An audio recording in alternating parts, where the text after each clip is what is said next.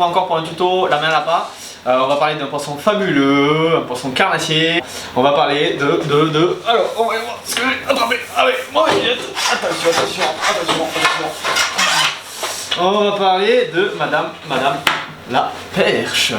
Alors ce poisson, déjà on peut voir sur sa morphologie quelques caractéristiques un peu particulières. Mais bon, non, c'est pas un zèbre, mais on appelle aussi la zébrée, la perche, avec de grosses zébrures sur le corps, un côté un peu verdâtre.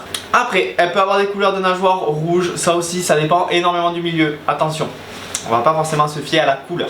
Par contre, elle a une caractéristique très particulière, la perche, la nageoire dorsale qui est épineuse et double. Elle se compose en deux parties. Attention, celle-là elle est molle, pas d'inquiétude, vous ferez pas mal.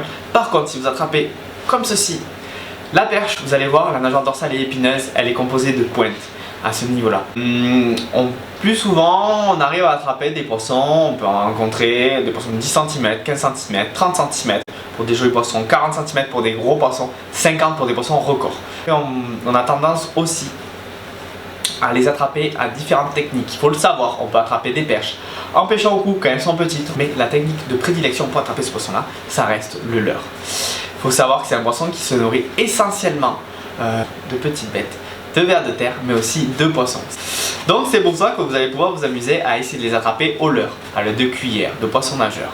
Et la perche, elle a une petite particularité, elle a au niveau de la bouche des petites dents râpeuses. Donc du coup on peut la saisir au niveau de la bouche, pas d'inquiétude, pas comme le brochet, vous n'allez pas vous faire mal, Pour bien les manipuler, toujours la retenir verticalement par la bouche en mettant le pouce dans la bouche. Et on les trouve essentiellement dans les secondes catégories, les grands lacs, mais aussi dans les rivières. Vous allez pouvoir en retrouver dans la rivière Lot sans souci. C'est un poisson qu'on retrouve partout en France sans trop de problèmes. Par contre, les gros sujets sont un peu plus difficiles à trouver.